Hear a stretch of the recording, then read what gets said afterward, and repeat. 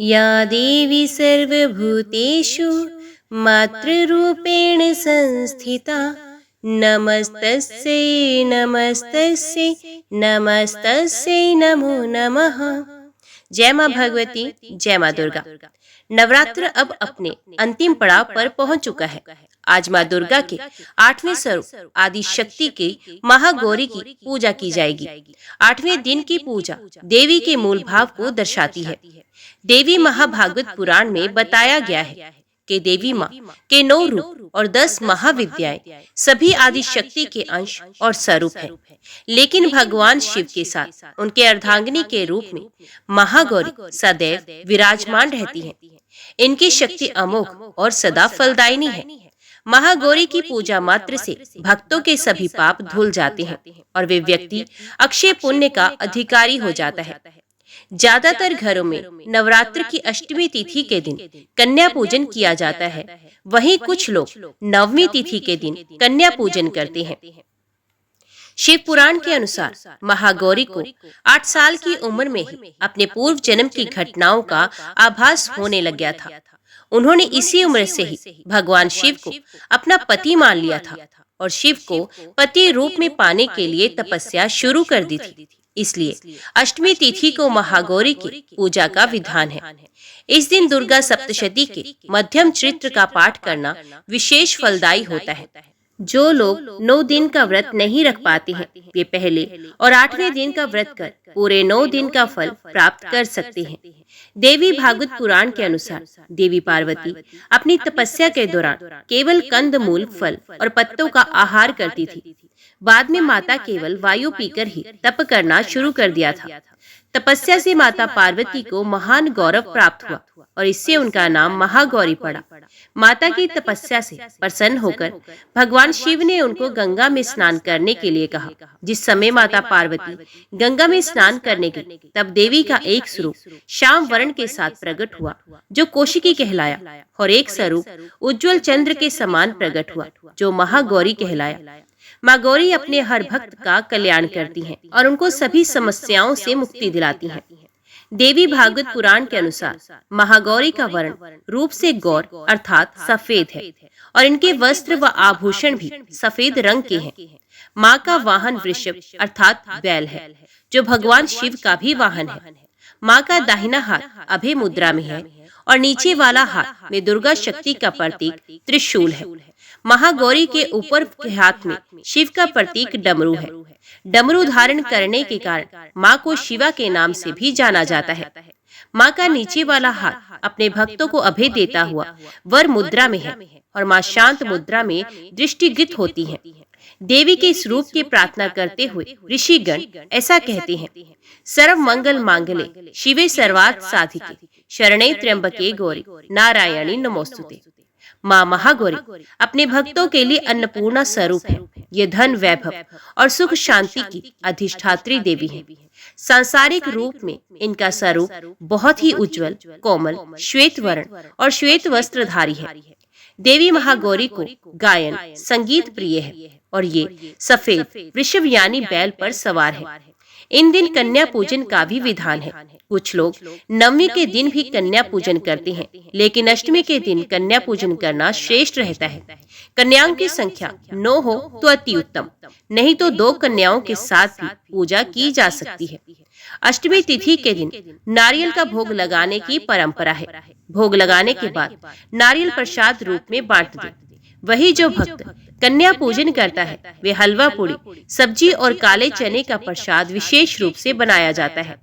माँ की पूजा करते समय भक्तों को गुलाबी रंग के कपड़े पहनने चाहिए, क्योंकि गुलाबी रंग प्रेम का प्रतीक माना गया है।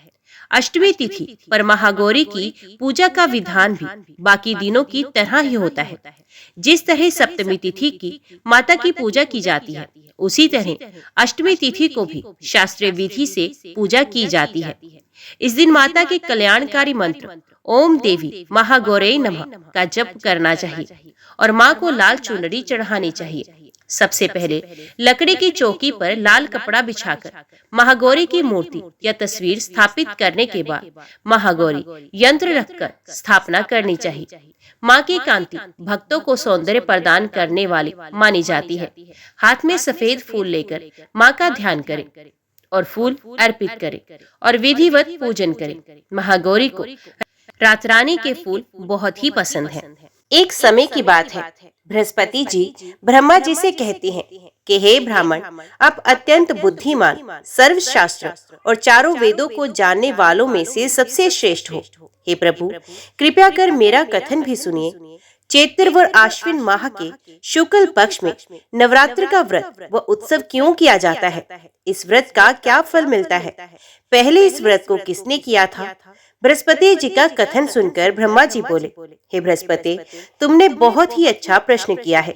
जो मनुष्य मनोरथ पूर्ण करने वाली दुर्गा महादेवी, सूर्य और नारायण का ध्यान करते हैं, वे मनुष्य धन्य हैं। नवरात्र का ये पर्व संपूर्ण कामनाओं को पूरा करने वाला है। ब्रह्मा जी आगे कहते हैं, हे बृहस्पति, जिसने सबसे पहले इस नवरात्र महाव्रत को किया है, उसका पवित्र इतिहास मैं तुम्हें सुनाता हूँ। तुम इसे ध्यान पूर्वक सुनो। ब्रह्मा जी कहते हैं, एक नगर था जिसका नाम पीठत था। उसमें अनाथ नाम का एक ब्राह्मण निवास करता था। वे भगवती दुर्गा का अनन्य भक्त था। संपूर्ण सद्गुणों से युक्त एक कन्या ने उसके यहाँ जन्म लिया, मानो ब्रह्मा की सबसे पहली रचना हो वो। उसका नाम सुमति रखा गया। सुमति अपनी सहेलियों के साथ ऐसे बड़ी होने लगी जैसे शुक्ल पक्ष में चंद्रमा की कलाएं बढ़ रही हों। सुमति के पिता नियम से प्रतिदिन दुर्गा की पूजा तथा हवन किया करते थे और उस समय सुमति भी वहां उपस्थित रहा करती थी। एक दिन सुमति अपनी सहेलियों के साथ खेल में मगन हो गई और भगवती के पूजन में शामिल नहीं हुई। उसके पिता को सुमति पर बहुत क्रोध आया और क्रोध में आकर कहने लगा कि हे दुष्ट पुत्री, आज तुम भगवती के पूजन में शामिल नहीं हुई, इसलिए मैं तुम्हारा विवाह किसी कुष्ठी व दरिद्र मनुष्य से कर दूंगा।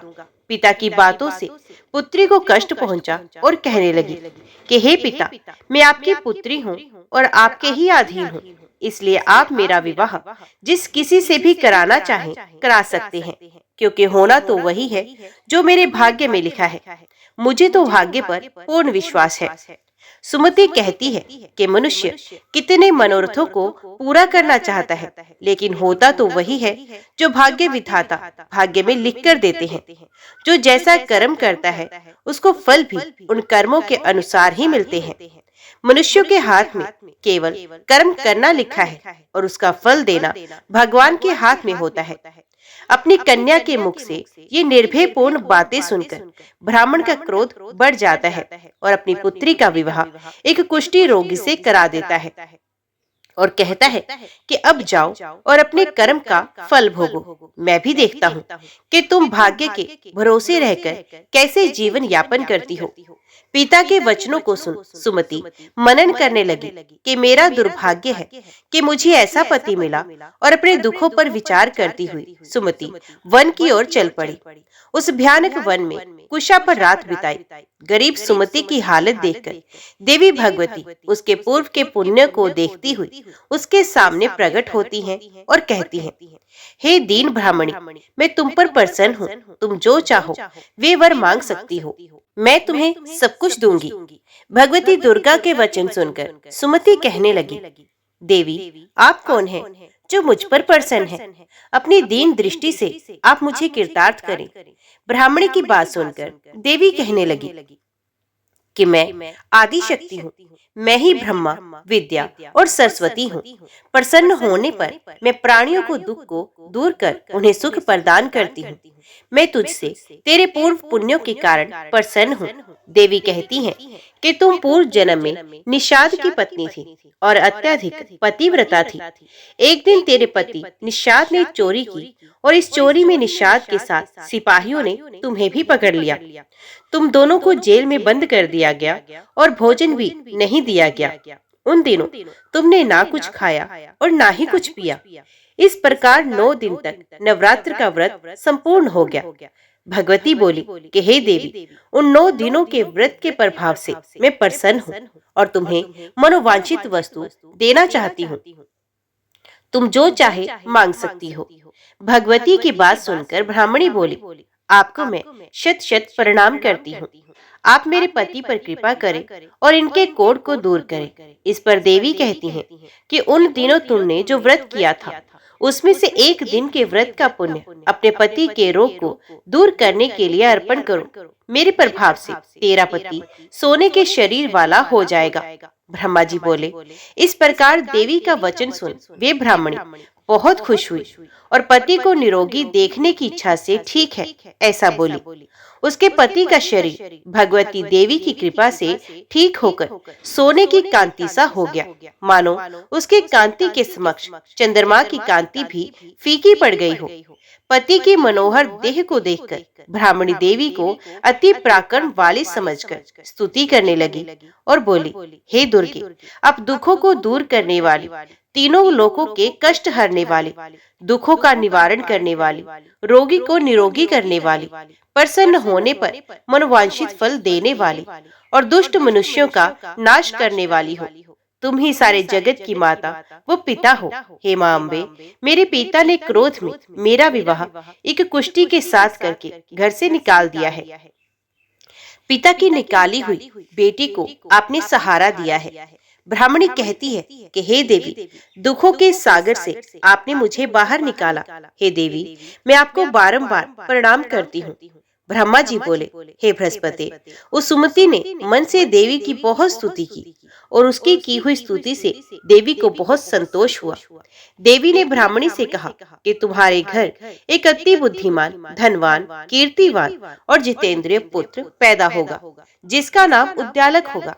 देवी ब्राह्मणी से कहने लगी, हे ब्राह्मणी, तेरी कोई और इच्छा हो तो वे भी मांग सकती हो। ब्राह्मणी कहती है कि हे माँ, आप अगर मुझसे प्रसन्न हैं तो आप मुझे नवरात्र करने की विधि सविस्तार बताइए। ब्राह्मणी के वचन सुनकर देवी कहती हैं कि मैं तुम्हें संपूर्ण नाशों को दूर करने वाले नवरात्र व्रत की विधि बताती हूँ। देवी कहती हैं कि इसे ध्यान पूर्वक सुनो। अश्विन माह के शुक्ल पक्ष की प्रतिपदा से लेकर 9 दिन तक ध्यान पूर्वक विधि पूर्वक व्रत करें। यदि दिन भर व्रत नहीं कर सकते तो एक समय का भोजन करें। ब्राह्मणों से पूछकर घट स्थापन करें और वाटिका बनाकर उसको प्रतिदिन जल से सींचे। महाकाली, महालक्ष्मी और महासरस्वती की मूर्तियां बनाकर उनके नित्य प्रति विधि विधान से पूजा अर्चना करें। पुष्पों से अर्घ्य दें और बिजोरा के पुष्प से अर्घ्य देने पर रूप की प्राप्ति होती है। जयफल से कीर्ति, दाख से कार्य की सिद्धि, आंवले से सुख व केले से भूषण की प्राप्ति होती है। फलों से अर्घ्य देकर विधि से हवन करें। खांड, घी, गेहूं, शहद, जौ, तिल, नारियल, बेम, दाख व कदम आदि सामग्रियों से हवन संपन्न करें। गेहूं का हवन करने से लक्ष्मी की प्राप्ति, खीर व चंपा के फूलों से धन व पत्तों से तेज और सुख प्राप्त होता है। आंवले से कीर्ति, केले से पुत्र की प्राप्ति होती है। कमल से राज सम्मान और दाखों से सुख संपत्ति मिलती है। खांड, घी, नारियल, शहद, जौ व तिल और फलों से होम करने से मनोवांछित वस्तु की प्राप्ति होती है। व्रत करने वाले को स्वभाव में नम्रता रखनी चाहिए। अंत में आचार्य को प्रणाम कर यथाशक्ति उसे दक्षिणा देकर विदा करना चाहिए। इस महाव्रत को बताई विधि के अनुसार जो भी करता है उसके सारे मनोरथ पूरे हो जाते हैं। ब्रह्मा जी कहते हैं, हे बृहस्पति, इस प्रकार ब्रह्माणी को इस व्रत की विधि व फल बताकर देवी अंतर ध्यान हो गई। जो मनुष्य इस व्रत को करता है विस लोक में सुख पाकर अंत में मोक्ष को प्राप्त करता है। ब्रह्मा जी फिर कहते हैं कि हे बृहस्पति, इस व्रत का महात्म्य मैंने तुम्हें बताया। ब्रह्मा जी का कथन सुन बृहस्पति आनंद विभोर हो गए और ब्रह्मा जी से कहने लगे, हे ब्रह्मा जी, आपने मुझ पर अति कृपा की जो आपने मुझे अमृत के समान इस नवरात्रि व्रत का महात्म्य सुनाया है। जय मां भगवती, जय मां दुर्गा। अभी श्रवण कीजिए दूसरी कथा। जनमेजय बोले, हे द्विज श्रेष्ठ, नवरात्र के आने पर और विशेष करके शारदीय नवरात्र में क्या करना चाहिए उसका विधान अब मुझे भली भांति बताइए। हे महामते, उस पूजन का क्या फल है और उसमें किस विधि का पालन करना चाहिए? हे द्विजवर, कृपया विस्तार के साथ मुझे ये सब बताइए। व्यास जी बोले, हे राजन, अब मैं पवित्र नवरात्र व्रत के विषय में बता रहा हूँ। सुनिए, शीतकाल के नवरात्र में विशेष करके ये व्रत करना चाहिए। उसी प्रकार प्रेम पूर्वक वसंत ऋतु के नवरात्र में भी इस व्रत को करें। ये दोनों ऋतुएं सब प्राणियों के लिए यम दृष्टा कही गई हैं। शरत तथा वसंत नामक ये दोनों ऋतुएं संसार में प्राणियों के लिए दुर्गम है। अतएव आत्म कल्याण के इच्छुक व्यक्ति को बड़े यत्न के साथ ये नवरात्र व्रत करना चाहिए। ये वसंत तथा शरद दोनों ही ऋतुएं बड़ी भयानक है और मनुष्यों के लिए रोग उत्पन्न करने वाली हैं। ये सबका विनाश कर देने वाली हैं। अतएव हे राजन, बुद्धिमान लोग को शुभ चैत्र तथा अश्विन मास में भक्ति पूर्वक चंडिका देवी का पूजन करना चाहिए। अमावस्या आने पर व्रत की सभी शुभ सामग्री एकत्रित कर ले और उस दिन एक भुक्त व्रत करे और हविष्य ग्रहण करे। किसी समतल तथा पवित्र स्थान में 16 हाथ लंबे चौड़े स्तंभ तथा ध्वजाओं में सुसज्जित मंडप का निर्माण करना चाहिए। उसको सफेद मिट्टी और गोबर से लिपवा दे। तत्पश्चात उस मंडप के बीच में सुंदर चौरस और स्थिर वेदी बनाए। ये वेदी 4 हाथ लंबी, चौड़ी और हाथ भर ऊंची होनी चाहिए। पीठ के लिए उत्तम स्थान का निर्माण करें और तथा विविध रंग के तोरण लटकाएं और ऊपर चांदनी लगवानी चाहिए। रात्रि में देवी का तत्व जानने वाले सदाचारी संयमी और वेद वेदांग के पारंगत विद्वान ब्राह्मणों को आमंत्रित करके प्रतिपदा के दिन प्रातःकाल नदी, नद, तड़ाग, बावली, कुआं अथवा घर पर ही विधिवत स्नान करें।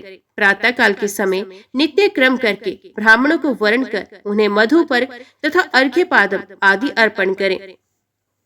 अपनी शक्ति के अनुसार उन्हें वस्त्र, अलंकार आदि प्रदान करें। धन रहते हुए इस काम में कभी कृपणता न करें। संतुष्ट ब्राह्मणों के द्वारा किया हुआ कर्म समय प्रकार से परिपूर्ण होता है। देवी का पाठ करने के लिए 9, 5, 3 अथवा 1 ब्राह्मण बताए गए हैं। देवी भागवत का पारायण करने के कार्य में किसी शांत ब्राह्मण का वर्ण करें और वैदिक मंत्रों से स्वसित वाचन कराएं। वेदी पर रेशमी वस्त्र से आच्छादित सिंहासन स्थापित करें। उसके ऊपर 4 भुजाओं तथा उनमें आयुधों से युक्त देवी की प्रतिमा स्थापित करें। भगवती की प्रतिमा रत्नमय भूषणों से युक्त, मोतियों के हार से अलंकृत, दिव्य वस्त्रों से सुसज्जित, शुभ लक्षण संपन्न और सौम्य आकृति की हो। वे कल्याणमयी भगवती शंख, चक्र, गदा, पद्म धारण किए हुए हों और सिंह पर सवार हों अथवा 18 भुजाओं से सुशोभित सनातनी देवी को प्रतिष्ठित करें। भगवती की प्रतिमा के अभाव में नवार्ण मंत्र युक्त यंत्र को पीठ पर स्थापित करें और पीठ पूजा के लिए पास में कलश भी स्थापित करें। के कलश पंच पल्लव युक्त वैदिक मंत्रों से भली भांति संस्कृत उत्तम तीर्थ के जल से पूर्ण और स्वर्ण तथा पंचरत्न में होना चाहिए। पास में पूजा की सब सामग्रियां रखकर उत्सव के निमित्त गीत तथा वाद्यों की ध्वनि में करानी चाहिए।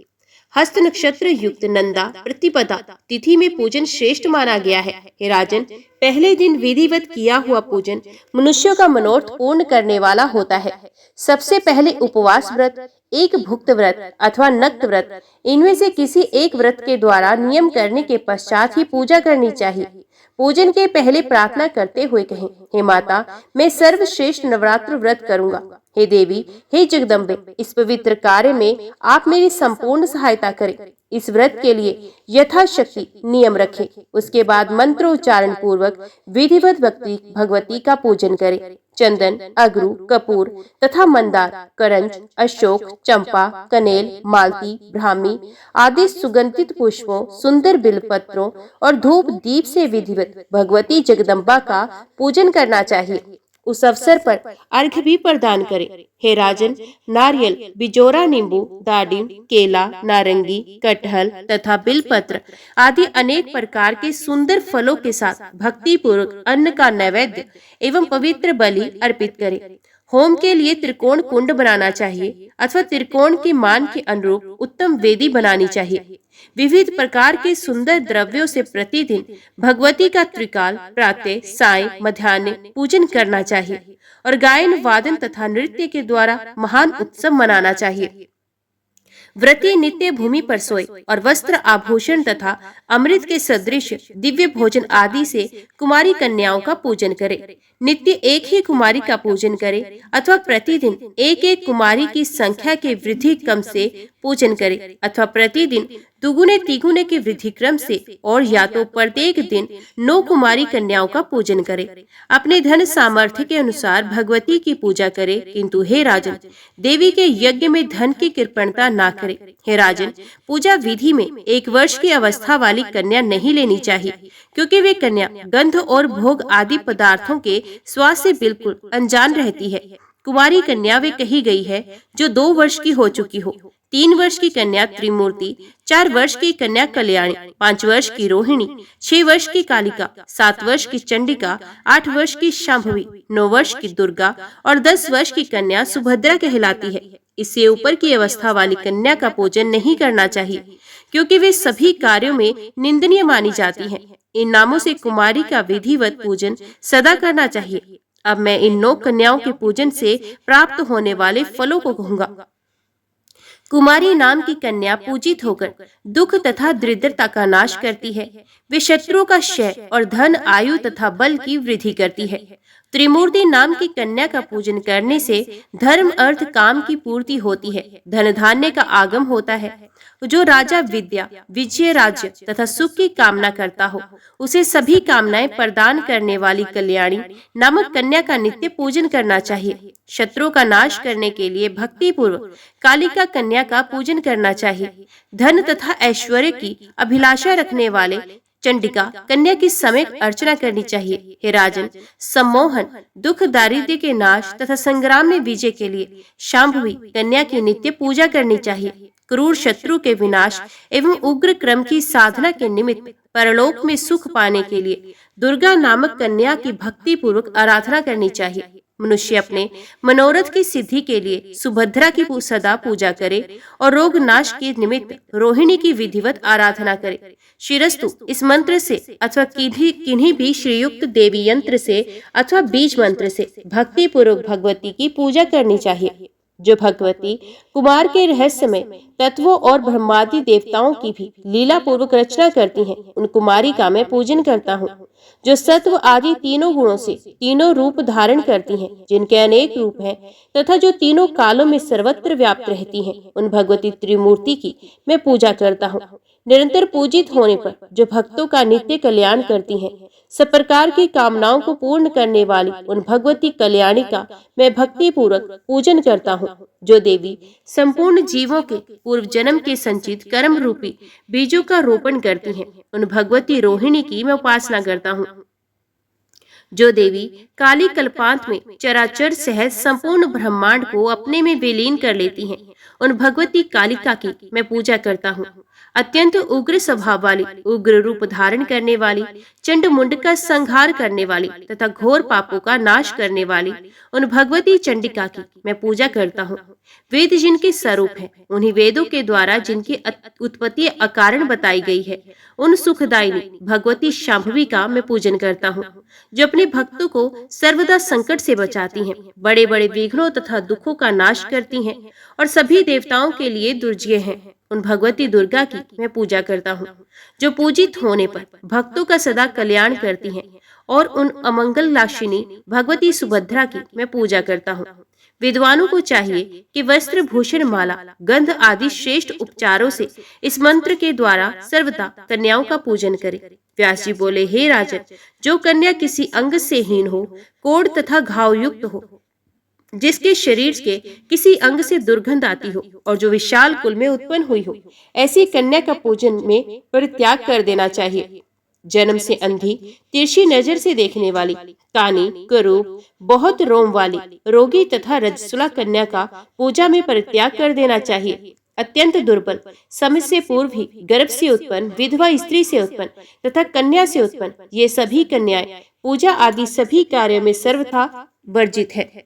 रोग से रहित, रूपवान अंगों वाली, सौंदर्यमयी, वर्ण रहित तथा एक वंश में अपने माता पिता से उत्पन्न कन्या की ही विधिवत पूजा करनी चाहिए। समस्त कार्यों की सिद्धि के लिए ब्राह्मण की कन्या, विजय प्राप्ति के लिए राजवंश में उत्पन्न कन्या तथा धन लाभ के लिए वैश्य वंश अथवा शूद्र वंश में उत्पन्न कन्या पूजन के योग्य मानी गई है।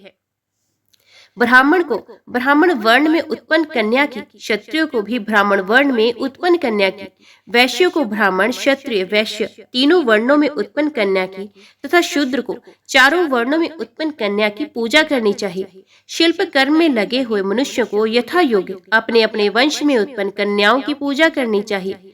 नवरात्र विधि से भक्ति पूर्वक निरंतर पूजा की जानी चाहिए। यदि कोई व्यक्ति नवरात्र पर्यंत प्रतिदिन पूजा करने में असमर्थ है तो उसे अष्टमी तिथि को विशेष रूप से अवश्य पूजन करना चाहिए। प्राचीन काल में दक्ष के यज्ञ का विध्वंस करने वाली महाभयानक भगवती भद्रकाली करोड़ों योगिनियों सहित अष्टमी तिथि को ही प्रकट हुई थी। अतः अष्टमी को विशेष विधान से सदा भगवती की पूजा करनी चाहिए। उस दिन विविध प्रकार के उपहारों, गंध, माला, चंदन के अनुलेप, पायस आदि के हवन, ब्राह्मण भोजन तथा फल पुष्प आदि उपहारों से भगवती को प्रसन्न करना चाहिए। हे राजन, पूरे नवरात्र भर उपवास करने में असमर्थ लोगों के लिए 3 दिन का उपवास भी यथोक्त फल प्रदान करने वाला बताया गया है। भक्ति भाव से केवल सप्तमी, अष्टमी और नवमी इन 3 रात्रियों में देवी की पूजा करने से सभी फल सुलभ हो जाते हैं। पूजन, हवन, कुमारी पूजन तथा ब्राह्मण भोजन इनको संपन्न करने से वे नवरात्र व्रत पूरा हो जाता है, ऐसा कहा गया है। इस पृथ्वी लोक में जितने भी प्रकार के व्रत एवं दान हैं, वे इस नवरात्र व्रत के तुल्य नहीं है, क्योंकि ये व्रत सदा धन धान्य प्रदान करने वाला है, सुख तथा संतान की वृद्धि करने वाला, आयु तथा आरोग्य प्रदान करने वाला और स्वर्ग तथा मोक्ष देने वाला है। अतएव विद्या, धन अथवा पुत्र इनमें से मनुष्य किसी की भी कामना करता हो, उसे इस सौभाग्यदायक तथा कल्याणकारी व्रत का विधि पूर्वक अनुष्ठान करना चाहिए। इस व्रत का अनुष्ठान करने से विद्या चाहने वाला मनुष्य समस्त विद्या प्राप्त करता है और अपने राज्य से वंचित राजा फिर से अपना राज्य प्राप्त करता है। पूर्व जन्म में जिन लोगों द्वारा ये उत्तम व्रत नहीं किया गया, वे इस जन्म में रोगग्रस्त, दरिद्र तथा संतान रहित होते हैं। जो स्त्री वंध्या, विधवा अथवा धनहीन है, उसके विषय में ये अनुमान कर लेना चाहिए कि उसने अवश्य ही पूर्व जन्म में ये व्रत नहीं किया था। इस पृथ्वी लोक में जिस प्राणी ने उक्त नवरात्र व्रत का अनुष्ठान नहीं किया, वे इस लोक में वैभव प्राप्त करके स्वर्ग में आनंद कैसे प्राप्त कर सकता है। जिसने लाल चंदन मिश्रित कोमल बिलपत्रों से भवानी जगदम्बा की पूजा की है, वे इस पृथ्वी पर राजा होता है। जिस मनुष्य ने दुख तथा संताप का नाश करने वाली, सिद्धियां देने वाली, जगत में सर्वश्रेष्ठ, शाश्वत तथा कल्याण स्वरूपिणी भगवती की उपासना नहीं की, वे इस पृथ्वी तल पर सदा ही अनेक प्रकार के कष्टों से ग्रस्त, दरिद्र तथा शत्रुओं से पीड़ित रहता है। विष्णु, इंद्र, शिव, ब्रह्मा, अग्नि, कुबेर, वरुण तथा सूर्य समस्त कामनाओं से परिपूर्ण होकर हर्ष के साथ जिन भगवती का ध्यान करते हैं, उन देवी चंडिका का ध्यान मनुष्य क्यों नहीं करते। देवगण इनके स्वाहा नाम मंत्र से प्रभाव से तथा पितृगण स्वधा नाम मंत्र के प्रभाव से तृप्त होते हैं। इसलिए महान मुनिजन प्रसन्नता पूर्वक सभी यज्ञों तथा श्राद्ध कार्यों में मंत्रों के साथ स्वाहा एवं स्वधा नामों का उच्चारण करते हैं। जिनकी इच्छा से ब्रह्मा इस विश्व का सृजन करते हैं। भगवान विष्णु अनेक विध अवतार लेते हैं और शंकर जी जगत को भस्मात करते हैं। उन कल्याणकारिणी भगवती को मनुष्य क्यों नहीं भजते। सभी भुवनों में कोई भी ऐसा देवता, मनुष्य, पक्षी, सर्प, गंधर्व, राक्षस, पिशाच एवं पर्वत नहीं, जो उन भगवती की शक्ति के बिना अपनी इच्छा से शक्ति संपन्न होकर संपन्नित होने में समर्थ हो। सभी कामनाओं को पूर्ण करने वाली उन कल्याणदायिनी चंडिका की सेवा भला कौन नहीं करेगा। चारों प्रकार के पुरुषार्थों, धर्म, अर्थ, काम और मोक्ष को चाहने वाला कौन प्राणी उन भगवती के नवरात्र व्रत का अनुष्ठान नहीं करेगा। यदि कोई महापापी भी नवरात्र व्रत करे तो वे समस्त पापों से मुक्ति पा लेता है। इसमें लेश मात्र भी विचार नहीं करना चाहिए। हे राजन, पूर्व काल में कौशल देश में दीन, धनहीन, अत्यंत दुखी एवं विशाल कुटुंब वाला एक वैश्य रहता था।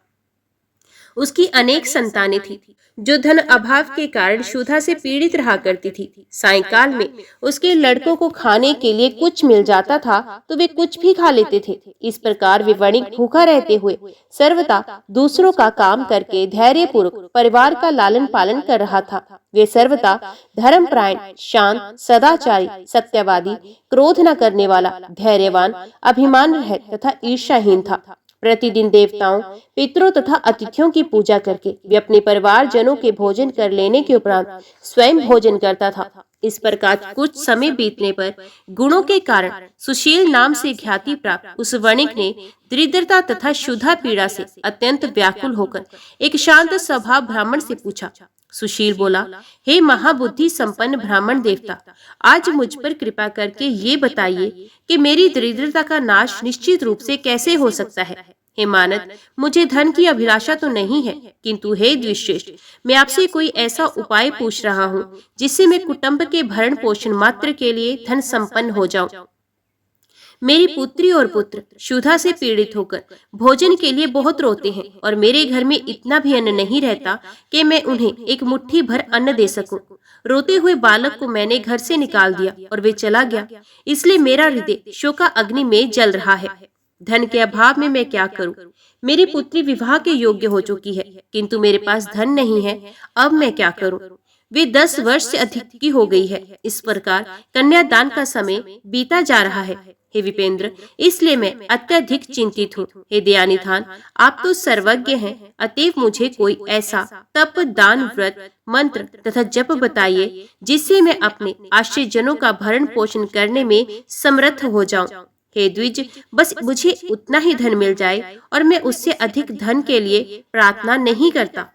हे महाभाग, आपकी कृपा से मेरा परिवार अवश्य सुखी हो सकता है, अतएव आप अपने ज्ञान बल से भली भांति विचार करके भी उपाय बताइए। व्यास जी बोले, हे राजन, उसके इस प्रकार पूछने पर उत्तम व्रत का पालन करने वाले उस ब्राह्मण ने बड़ी प्रसन्नता पूर्वक उस वैश्य से कहा, हे वैश्य, अब तुम पवित्र नवरात्र व्रत का अनुष्ठान करो।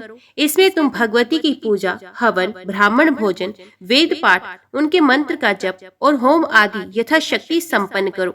इससे तुम्हारा कार्य अवश्य सिद्ध होगा। हे वैश्य, नवरात्र नामक इस पवित्र तथा सुखदायक व्रत से बढ़कर इस पृथ्वी तल पर अन्य कोई भी व्रत नहीं है। ये नवरात्र व्रत सर्वदा ज्ञान तथा मोक्ष को देने वाला, सुख तथा संतान की वृद्धि करने वाला एवं शत्रुओं का पूर्ण रूप से विनाश करने वाला है।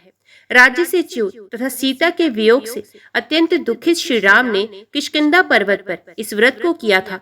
सीता की विरह अग्नि से अत्यधिक संतप्त श्री राम ने उस समय नवरात्र व्रत के विधान से भगवती जगदम्बा की भली भांति पूजा की थी। इसी व्रत के प्रभाव से उन्होंने महासागर पर सेतु की रचना कर महाबली मंदोदरी पति रावण, कुंभकर्ण तथा रावण पुत्र मेघनाद का संहार करके सीता को प्राप्त किया था। विभीषण को लंका का राजा बनाकर पुनः अयोध्या लौटकर उन्होंने निष्कंटक राज्य प्राप्त किया था। हे वैश्यवर, इस प्रकार अमित तेज वाले श्री राम जी ने इस नवरात्र व्रत के प्रभाव से पृथ्वी तल पर महान सुख प्राप्त किया। व्यास जी बोले, हे राजन, ब्राह्मण का ये वचन सुनकर उस वैश्य ने उन्हें अपना गुरु मान लिया और उनसे मायाबीज नामक उत्तम मंत्र की दीक्षा प्राप्त की। तत्पश्चात आलस्यहीन होकर अत्यंत भक्ति पूर्वक पूरे नवरात्र भर उसने उस मंत्र का जप किया और अनेक विध उपहारों से आदर पूर्वक भगवती का पूजन किया। इस प्रकार माया बीज प्रायण उस वैश्य ने 9 वर्षों तक ये अनुष्ठान किया। 9वें वर्ष के अंत में महाअष्टमी तिथि को अर्धरात्रि आने पर महेश्वरी ने उसे अपना प्रत्यक्ष दर्शन दिया और अनेक प्रकार के वरदानों से कृत्य कर दिया। जय मां भगवती, जय मां दुर्गा। आज की वीडियो में इतना ही। उम्मीद करती हूँ वीडियो आपको पसंद आई होगी। वीडियो पसंद आई हो तो वीडियो को लाइक और चैनल को सब्सक्राइब जरूर कीजिएगा।